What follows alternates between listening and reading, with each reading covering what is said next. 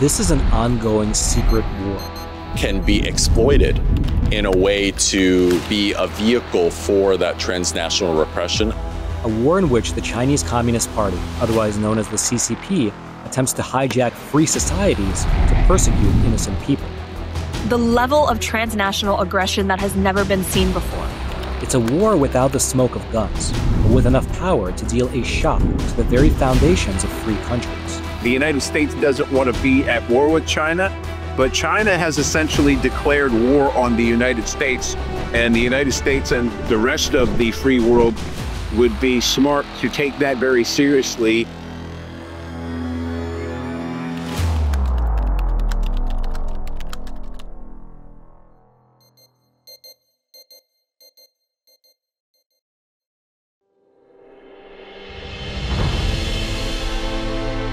Shenyun, a world-class performance of classical Chinese dance and music presented by practitioners of Falun Gong, performs before 1 million audience members every single year in sold-out theaters around the world. However, over the past year, wherever it went, a dark cloud of terror from Communist China closely followed. Since early 2024, emails threatening violence have continuously been sent to Shenyun's touring companies, the theaters that host their performances, Falun Gong practitioners, as well as government officials in different countries who support Falun Gong. While the origin of the emails is hard to ascertain, the concerted effort and the choice of targets suggest an orchestrated campaign by the CCP.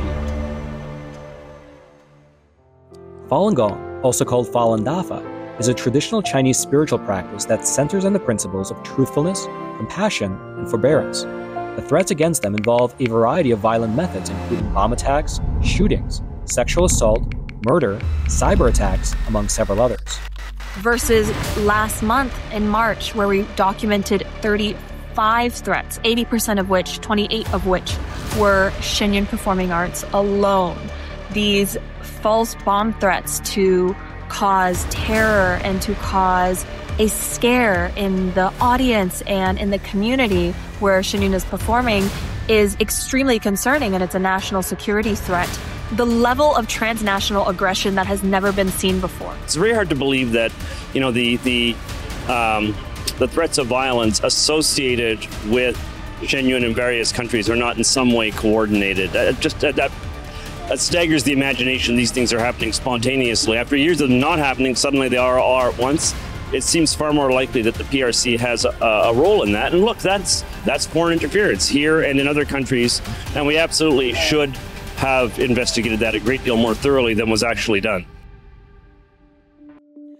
In March of 2025, during Shenyun's performances in Taiwan, over a dozen threatening emails were sent to multiple Taiwanese government agencies warning of shootings or bombings. The Criminal Investigation Bureau immediately established a cross-unit task force. According to Liberty Times, the threats have been preliminarily traced to the vicinity of the Huawei Research Institute in Shanxi Province, China. They're suspected to be linked to individuals associated with Huawei Group, with the possibility of involvement by nearby CCP cyber forces not having been ruled out. These are standard tactics of the Communist Party of China and Communist General and authoritarians.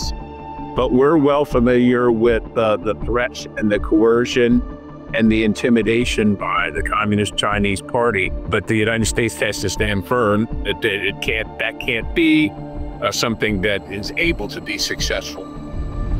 Most of these violent threats and death threats ultimately prove to be false.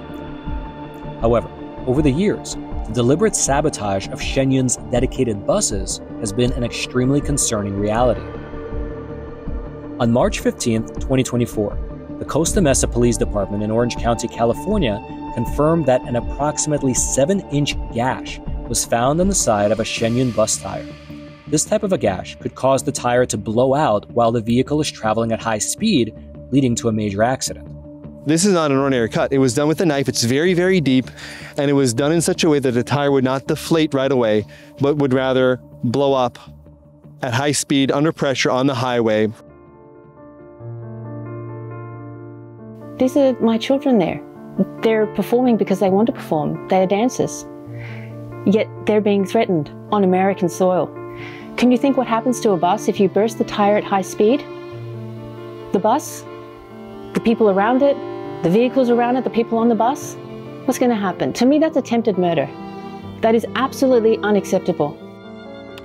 Other common CCP intimidation tactics include impersonating Falun Gong practitioners to send emails to theaters which host Shenyun performances. These emails warn the theaters that they will suffer misfortune if they do not give their full support to the performances, in effect, trying to smear Falun Gong practitioners as extremists.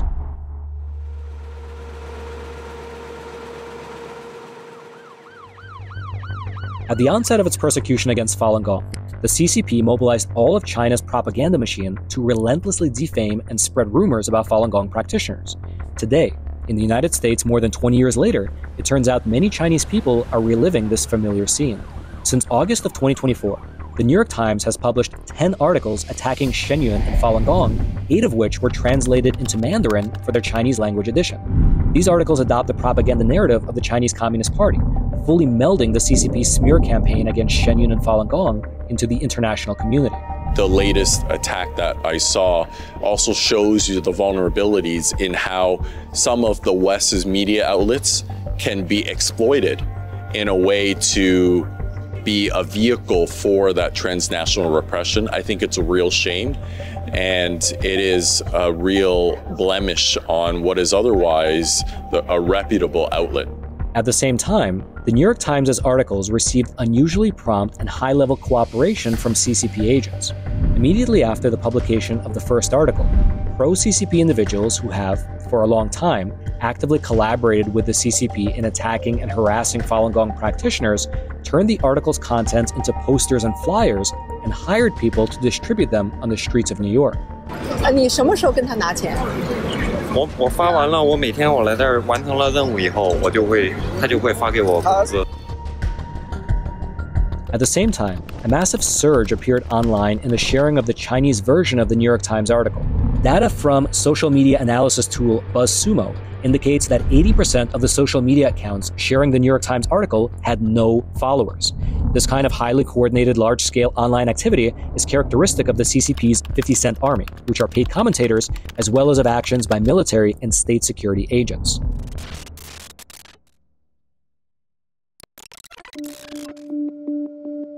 While launching media warfare on US soil, the CCP also opened another battlefront. On the surface, it is targeting Shenyun and Falun Gong, but in reality, it's taking aim at the very foundation of the United States. After the New York Times published 10 defamatory articles one after another, which laid the groundwork, the CCP manipulated its overseas proxies to launch a legal campaign aiming to coerce the US government into criminalizing Shenyun and Falun Gong. They did this by filing multiple lawsuits involving environmental and labor issues. This wave of legal warfare marks a significant escalation in the CCP's hijacking of the US judicial system. Previously, Alex Skilla, an American who lived in China for 15 years, had filed an environmental lawsuit against Dragon Springs, the headquarters of Shenyun Performing Arts. However, a judge dismissed the lawsuit in September of 2024, ruling that Skilla's claims were riddled with flaws and prohibited similar lawsuits to be filed in the future. The CCP is continuing to manipulate its proxies, inciting a small number of so-called witnesses with grievances against Shenyun and Falun Gong to spread false statements and orchestrate more conspiracies in order to carry out transnational repression against Falun Gong using the US judicial system and the media. That's unrestricted warfare, and they fight on every single inch of battlefield, whether it's threats, whether it's the legal, diplomatic, military, economic. They fight on every single inch of the battlefield. That's what's important for the United States and the West in general, to understand the pathology of this enemy.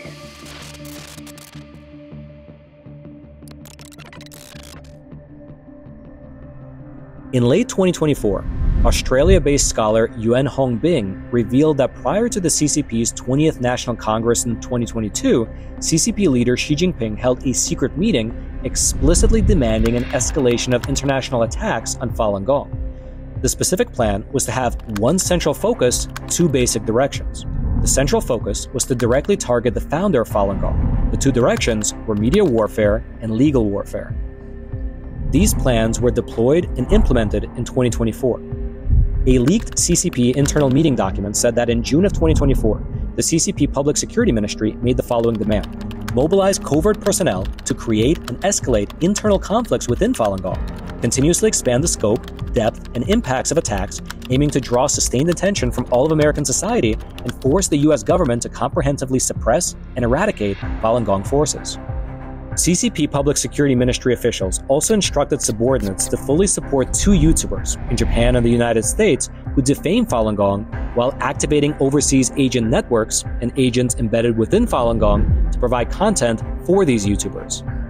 In August of 2024, the US YouTuber publicly proposed disrupting Shenyun through 3 battlefields: the judicial system, major media like the New York Times, and Chinese language online spaces, aligning closely with the leaked CCP documents. In January of 2025, the Epoch Times received insider information from mainland China stating that the CCP's goal is to prosecute Falun Gong and Shenyun in the United States, and that the establishment of just one single case would already be enough to generate rumors and ultimately achieve the goal of destroying Falun Gong.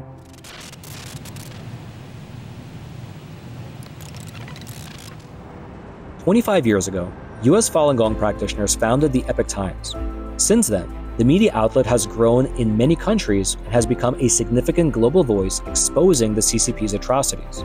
In 2006, Falun Gong practitioners in New York established Shenyun Performing Arts, reviving the traditional Chinese culture and arts that were destroyed by communism and in the process, captivating global audiences. In its performances, Shenyun also exposes the facts about the CCP's tyranny and showcases the compassion and courage of Falun Gong practitioners. This is precisely the truth that the CCP fears the world will come to know, and therefore, they strive to conceal it. As Falun Gong's voice grows internationally, the CCP, aware of its existential crisis and the risk of its collapse, is desperately seeking to destroy Falun Gong's reputation in order to prolong its own survival.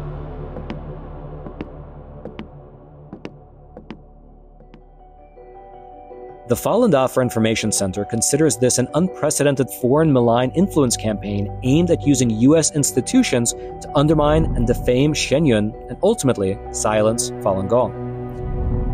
Should such tactics prove effective, the CCP could very well replicate them against any American individual or organization.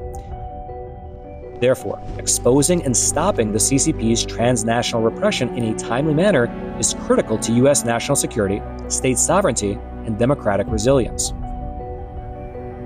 Since 2023, several CCP spies involved in the transnational repression of Falun Gong and Shenyun have been arrested in the US and faced legal consequences.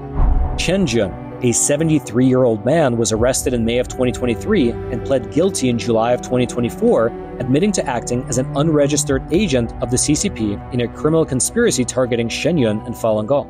In November of 2024, Chen was sentenced to 20 months in prison. Lin Feng, aged 45, was arrested in May of 2023 and pled guilty in July of 2024, admitting to collaborating with Chen Jun to harass and intimidate Falun Gong practitioners. In September of 2024, Lin was sentenced to 16 months in prison. Li Ping, aged 60, provided information on US-based Falun Gong practitioners to the CCP Ministry of State Security since at least 2012. Li was arrested in July of 2024.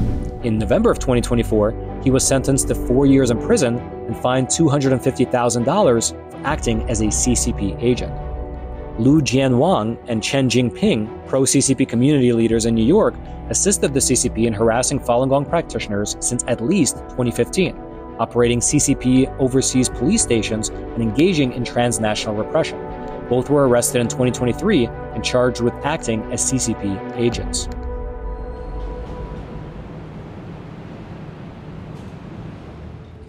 In the face of the CCP's heavily funded transnational repression, you can use independent thinking when you read news about China. The CCP is making use of its proxies, US media, and unwitting allies to spread blatantly false or misleading information, including about Falun Gong and Shenyun. It's very necessary to maintain reasonable skepticism and stay vigilant about narratives that are closely aligned with CCP propaganda. If you notice anything irregular, report it immediately. CCP agents often impersonate Shenyun artists or Falun Gong practitioners to send messages aimed at undermining those communities. In most cases, these impersonations are easily identifiable. If you see or receive suspicious messages from a Shenyun artist or a Falun Gong practitioner, please preserve the original records and contact the Falun Dafa Information Center at contact@faluninfo.net.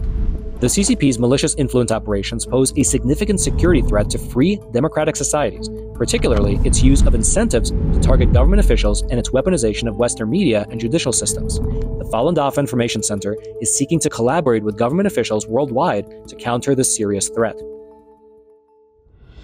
As the CCP exports its war against Falun Gong and Shenyun to the United States and other free countries, the alarm bell is sounding at the same time, because the CCP absolutely will not stop at persecuting Falun Gong, but rather is targeting the foundation of all free nations.